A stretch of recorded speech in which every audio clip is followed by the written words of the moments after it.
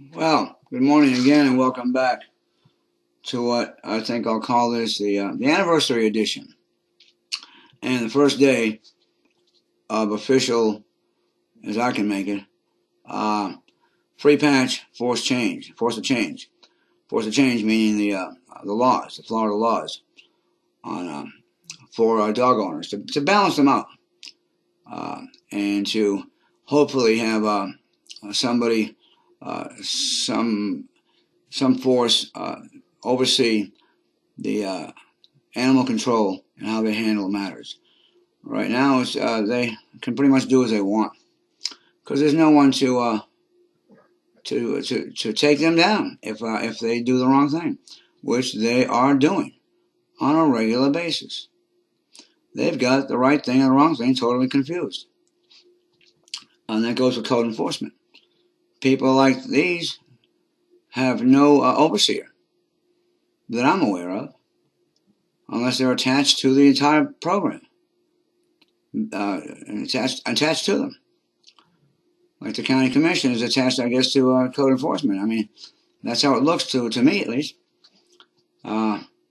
So this will be the anniversary edition, being the 1 year to the day of when it started, and the day that a certain man at the county deputy's level decided that he was going to take matters into his own hand. But now we're transitioning into that.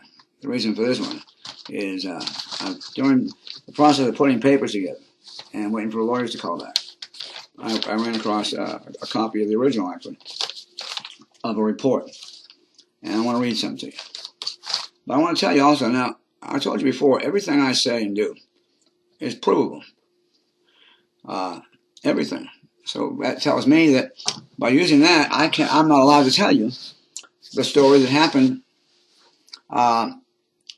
in my house with the deputy, because I can't prove what I'm saying is true.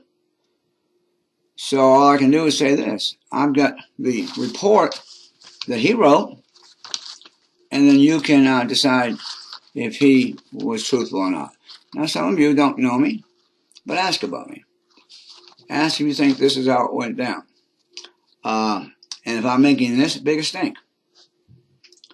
Sticking my neck out there for over a year, well, a year to the day, to make things right that weren't wrong to start with. Don't you think I'd have given up by now on that? Now, this happened on January the 14th, 1 year ago today. When, just using your common sense, and most of you know from your own jobs, when an incident happens, you're supposed to do an incident report, and most especially the police, right? And that incident report should be done when? Yeah, that's right. Immediately. All right, as soon as you get back to the office. I mean, sometimes that real quick. No notes. You take notes, too. You can't trust your memory. There was no incident report done. And things were sliding away. People were beginning to forget. And then on February 21st, 5 weeks later, the person who was known to me as, what did he call him? Scott Frazier. That's who he introduced himself as. Turned out to be Scott Teeples, also known as Christopher Teeples, also known as Scott Christopher Teeples. Teeple, no S on the end. And this is the report. February 21st. Incident occurred between January 14th at 10 a.m., January 14th at 10:20 a.m., and this was written, time arrived, 10:30, zone, Panama City Beach. And the clearance information is this: officer reporting, S. Teeple. Supervisor, Sergeant Nagy. And case assigned to Teeple, Christopher. He assigned the case to himself, but used a different name. Same last name, But here's how he did it. He wrote on here, officer reporting, S. Teeple. Then the case was assigned to Teeple Christopher. Christopher was a C, right? So he used his middle of first name, whole name, as the person assigned to, and then the person reporting. Now maybe it's supposed to be that way. It just looks a little strange to me. How about you? And once again, February 21st, 5 weeks after the incident, he wrote this from memory. Let's see here. Are you ready? On January the 14th, I responded to address in reference to aiding another agency. Upon my arrival, I met with the animal control officer. He stated he had a pickup order. He had a pickup order for a pit bull that bit a child the other day, and that the owner, by name, of the dog is being hostile to him and uncooperative. My story to that paragraph. No child was bit, no child was nearby, no child was even in the conversation ever. That's the only time child was mentioned in this whole year. The only time. Now, that I can prove. Go check all the records. It's there. Well, it's there because it's not there. There's no child mentioned. No child was bitten. And as far as being hostile and uncooperative, he came to the door, knocked on it. I'm here to pick up Sandy. I said, nothing's changed over the weekend, John. You have not brought the papers. It's just the same thing as the other day. That's all I said. He turned and walked away. Mumbled something on the way. That's it. A few minutes later, here comes the cop. But yeah, he found a whole paragraph in here. And he added a child and the words uncooperative and hostile. I began to talk with Douglas, and I explained to him he had to turn over his dog to animal control or to be quarantined. Douglas became verbally abusive and grabbed his dog, then began to something it inside. So we couldn't get to the animal. I told Douglas that if he didn't cooperate with us, he could be charged with not giving us the dog and hindering us in the investigation of a possible dangerous dog. Douglas then disregarded my orders and took the dog inside. I had animal control officers secure the 2 other large pits so that I could enter the yard to knock on Douglas's door. Once Douglas saw that we were securing his other dogs for our safety, he came out again and began to yell at us. Let me stop there and spin that into the right story, because it's starting to get away from the whole story at all. Let's see, what did he say? Okay. At this time, the cop was outside the fence. He walked in unannounced inside the yard. He didn't ask anyone to do anything. I walked up to him and we began to talk, he and I. And we talked and rehashed what John and I had spoken about a few days earlier. The reason why I wasn't giving him a dog. The reason being, no paperwork. How do I know what he's saying is the truth? Give me a form to sign, something. And that was it. There was no hostility. There was no loud voice. There was none of that. None of it. At that point, I told him I was going back to my house now. We had run by this about 3 or 4, maybe 5 times. 40 minutes or so, 45 minutes. According to him, this whole thing was done over in 15 minutes. Hell, he was in the yard for nearly a half hour. And then I went inside, and the dogs came with me. All right, now, once Douglas saw that we were securing the other dogs for our safety, he came out again and began to yell at us. This time, I was next to Douglas on the porch and told him again that he needed to comply with the order from animal control to give them the dog. I was inside. He knocked on the door. And when I looked out the window of the door, I just got inside a few seconds. I didn't see anyone. I looked to my right, and he was hugged up against the wall like this, like he was camouflaging himself into the wall. And when he saw me, he grabbed my arm, tried to pull me outside, because he knew he didn't belong in the house. There's the next, give him the dog. Douglas became increasingly hostile towards me. At this point, I hadn't raise my voice any louder than it is now. Also towards me. I have dealt with Douglas in the past and know that he was a prior police officer from another state and that he has had some type of brain surgery that he says makes him have violent outbursts. No, he knew nothing about my brain surgery, and it does not make me have violent outbursts.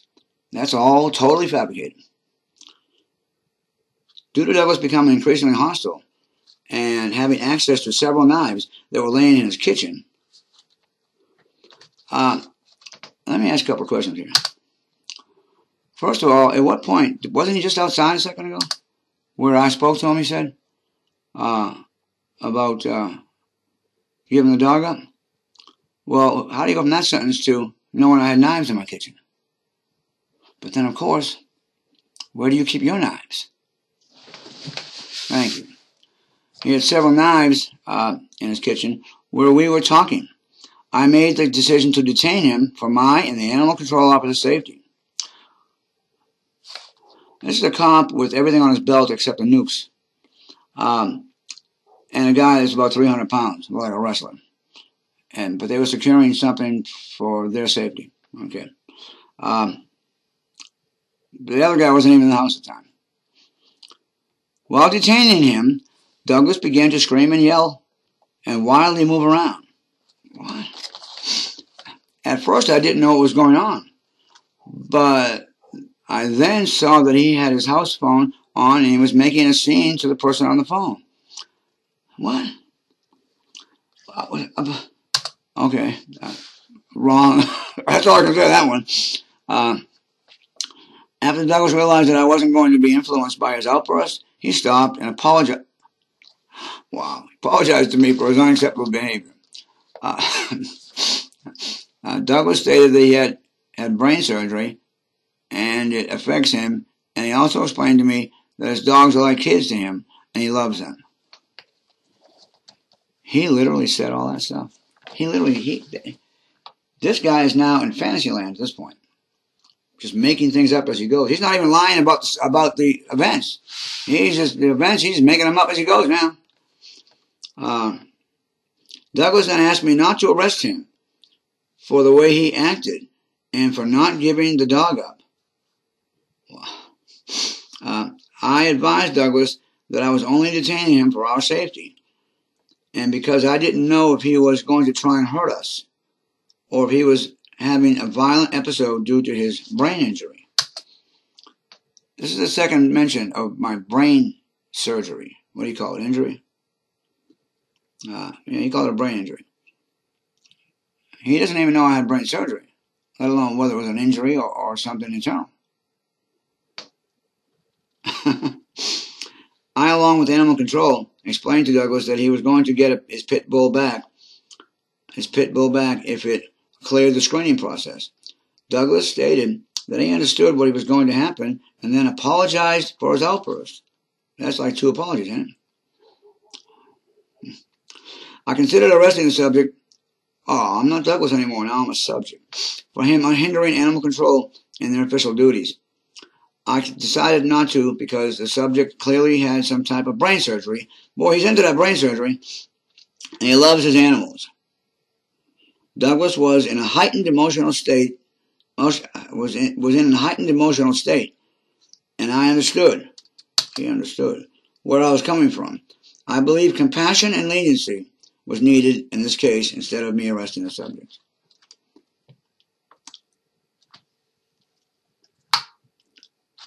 Wow. I had forgotten just how off the fucking whatever this was. I can't even correct this because there's nothing to correct. It's totally, none of this happened. None of this happened. This is a sick puppy right here. 3 times he mentioned brain surgery. 2 apologies. Did I ask to kiss him or something? Wow, this is a sick puppy, you hear me? I'm not even going to tell you the story, except that this ain't it. Not even close. This is a total and complete lie. A total and complete make-up. A story made up.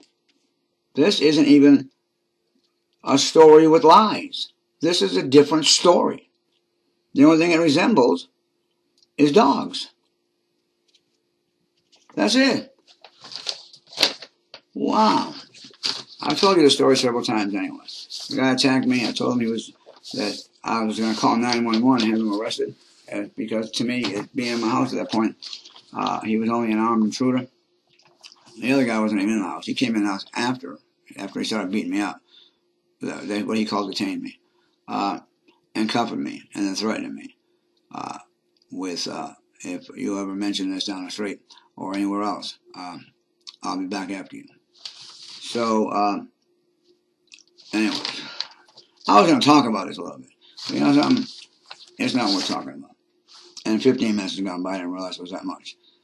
Okay, so let me, how do I get this out of here? Okay. Free patch and force changes in the laws for us to protect both us, you, and I say you, I'm talking to the folks who don't like this idea, and the dogs. Free patch. Force changes. Thank you. Happy anniversary, Scott and John.